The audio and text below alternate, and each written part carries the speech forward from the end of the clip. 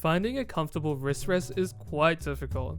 Many claim to be comfortable, but none of them have ever suited my needs. Personally, I prefer to make my own as it's more comfy and lasts far longer than any other wrist rest I have purchased. Unfortunately, my house got flooded in 2020 and I lost my original wrist rest that I made myself. But if I built one before, I can build another. If you want to take on this project, you're gonna need a number of items. First of all, you're gonna need some thin MDF wood.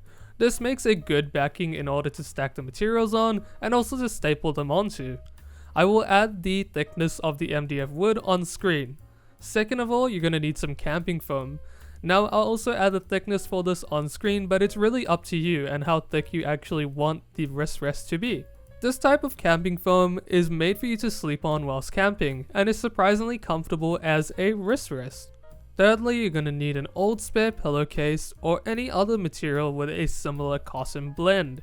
Now you're going to need quite a few pieces for this as we're going to be using quite a number of them, but this is what's going to be making your wrist rest quite a bit more comfortable and fluff it up quite a lot. Fourth, you're going to need about 6 to 8 pieces of thin packing foam, which will also make the wrist rest more comfortable. Now, I personally found this very common on furniture, but you can also find this in store if you look around, and maybe in your local recycling center you might be able to find something quite easily. Fifth, we've got on the list, this is optional, but I like to use an old pair of shorts or board shorts as a topper. These shorts are very comfortable and soft. Personally, I like the smooth texture, but it's a personal preference thing. So, if you don't want to use board shorts, pick your personal preference for your topper. If you don't like shorts, maybe use a t-shirt, but just do keep in mind, you do have to put your wrist on this every day, so make sure you like the feel of the material on before you actually put it on the wrist rest permanently. Now to some tools that are needed. First, we've got a staple gun. Almost all staple guns are fine, but you will need a staple gun and not a normal stapler, as a staple gun allows you to put enough force to staple all of the materials together. Secondly, you'll need a hot glue gun. Make sure you have a good quality hot glue gun with good quality glue sticks. Otherwise, in my personal experience, the glue will come undone as time goes on. Also, another tip with the hot glue gun is to make sure your glue gun is nice and hot before you use it. Waiting about 30 minutes in my experience helps the gun to heat up enough so that the glue melts enough to make a proper bond. Third on the list, you're going to need a pair of scissors to cut the MDF or another cutting tool in order to score it and then break off the MDF. Personally, I use a good pair of scissors for thin MDF, although it is quite difficult to cut. Something like a Dremel tool and being accurate with it might be better, or even using a knife to score the line on the MDF and then cutting it off like that, or breaking it off. Fourth on the list is not required is a pair of shears that cut fabric. It's really helpful. Again, this is not required at all, but can be useful when cutting the material from the pillowcases and the shorts or whatever other material you decide to use. Fifth on the list, a pen and a ruler will also help you measure out how long you need things. Sixth, a bowl or something else circular will help you with rounding the edges to how much roundness you want on the edges. Seventh on the list, personally, I felt an iron will help you press out any creases on the material before you permanently put it on the wrist rest. Otherwise, you might feel wrinkles when you put your wrist on the wrist rest. So do make sure you iron it out or make sure the materials don't have any wrinkles before you put them on. Now, all of that said, I do also want to say this is pretty good for reusing and recycling. That's what I really like about this project, and that it comes out with a really good finish in the end. So let's get straight into the build now. So there are quite a number of steps here, and there's actually 35. I'll leave them in the description below for you guys to read if you guys don't want to watch the video, but I will read them out to you now, of course. So firstly, get your MDF and measure out the length and width of your desired wrist rest. A good measure I use is to measure your existing keyboard and see how long you need to make it. To test the width of the wrist rest, I personally place the MDF board below the keyboard and see where I usually place my hands.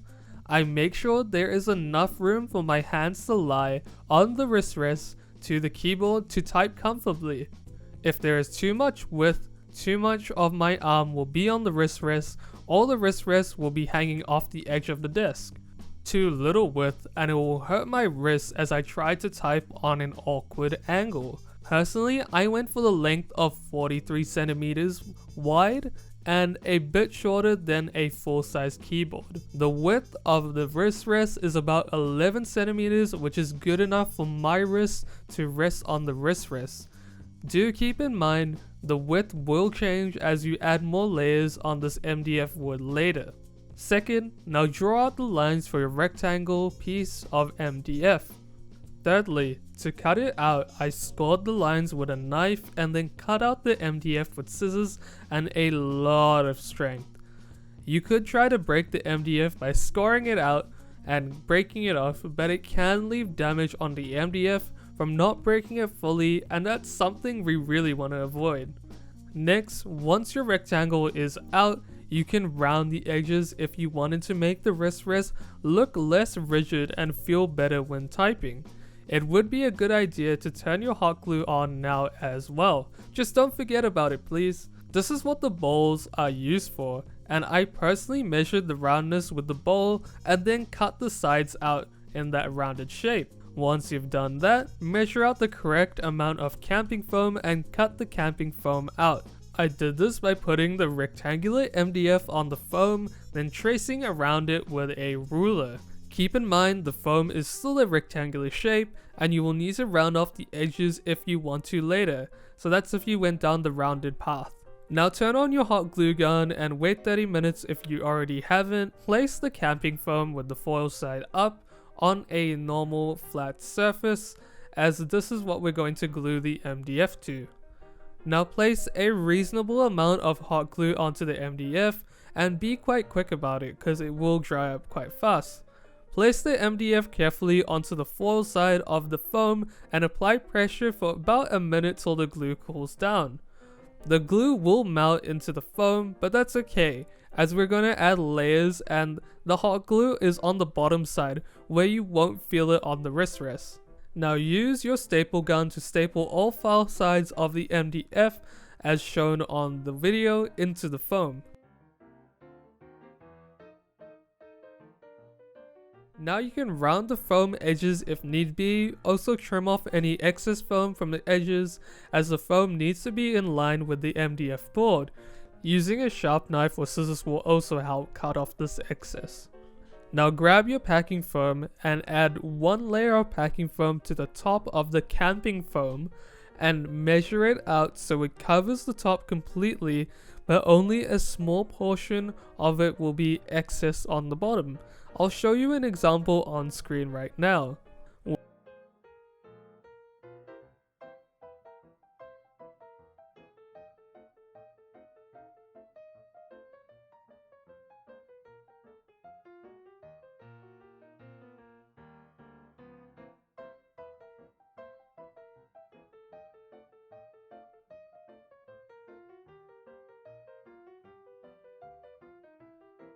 Once you have done this, cut about 6 layers out of packing foam to this exact size. Make sure it's a rectangle so it's a little bit easier to work with. Now get all of the packing foam together in a nice neat pile with all of them aligned, just like you're stacking bits of paper together, and staple it to the back of the top and bottom edges with 2 staples for each edge as shown in the video.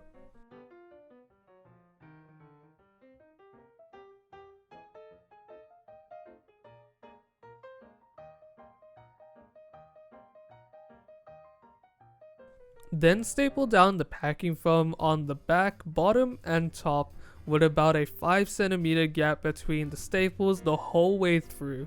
You can see an example on the screen now. The 5 cm gap leaves about 4 staples right now on the back, so this is about a rough estimate of how many staples should be on the back right now. It doesn't really matter, but we just don't want to make the board too full of staples just yet because we're going to add more layers later. Please note to pull the left and right sides down nicely into the rounded edges and tuck them like you're wrapping a gift, and then staple them. Since the packing foam is a little bit lighter, you'll be able to do this, but as you see later, we might need to make slits on the side in order to tuck them in and then staple them down. Now cut most of the excess packing foam out and make sure there's enough so that the staples can hold well. Cut about 1 centimeter away from the staples. This should give you a nice square border on the MDF board. Now cut the pillowcases or your desired fabric to about 5 to 6 pieces, which are all able to cover the wrist rest fully. We are going to repeat the same steps with the pillowcase as with the packing foam, except this time we will iron out all the pieces so that they are flat with no wrinkles. Also, that since the fabric is so thick, we will need to staple the bottom only. There will be no need to cut off the excess just yet. So once you've got them all ironed out and you've got them in a neat pile, make sure you staple all of them just onto one side for now, staple them down on the bottom, and then do the top. Now, once you've had about 3 staples in as shown before for the packing foam, cut off any excess and get it nice and clean. You may also add more staples now if you're finding the material is not holding onto the MDF, like it's tearing away when you're cutting the excess off. You can also use a sharp knife and a ruler to make sure it's neat and tidy. To fold the left and right side edges, tuck them in and staple them in, as I've shown before. If you're finding trouble with the left or right side edges, make a slit in the middle on each side, the both top and bottom, as shown in the video. Then pull the outmost top or bottom to staple inwards on top of each other. You can see what I've done in the video. You can also take away any excess material that is left from this layer. On to the final steps now. You will need to cut up your board shorts or your fabric of choice for the topper. You will need about 2 layers.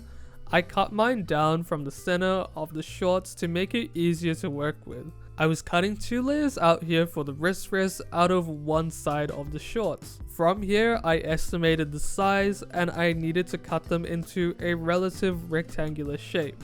I then ironed them out. I then placed both on the wrist rest and I chose the best orientation to make sure the best parts of the material are actually on the top of the wrist rest. I tucked in the top side and stapled it down. I used a similar process as earlier, and one mod you could do here is by stapling down one of the topper materials, and instead with the second topper material you could use a strong velcro or even double-sided tape to stick it down tight, and whenever it gets dirty you can throw it in the washing machine to wash it out and keep it clean. Now back to the steps again. Keep in mind this material is really thick, and now you will need to press really hard in order to get a staple in. I repeated this step for the bottom as well in terms of stapling. As I said before, I tucked in the left and right edges by tucking each side down and then stapling. Next, I pulled out the right or left edge's front piece and stapled this down.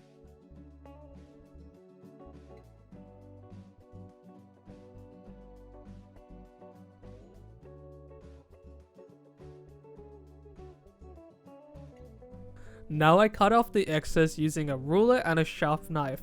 Scissors also helped me a lot. Now I added extra staples to keep the material down by stapling one staple about every 1.5 centimeters.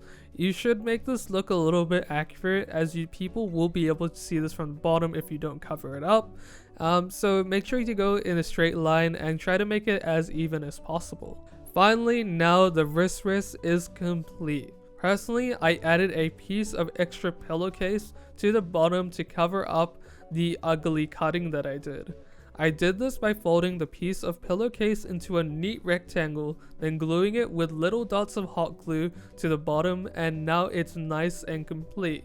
It looks clean from the top and from the bottom. One more tip is if you're feeling an uneven feel when you're using the wrist rest, make sure you staple down any excess or try to cut it off. It should feel even because all of the wrist rest is ironed out and is flat on top of each other as we stacked them before. For cleaning, I personally use alcohol wipes and clean the top whenever it gets dirty.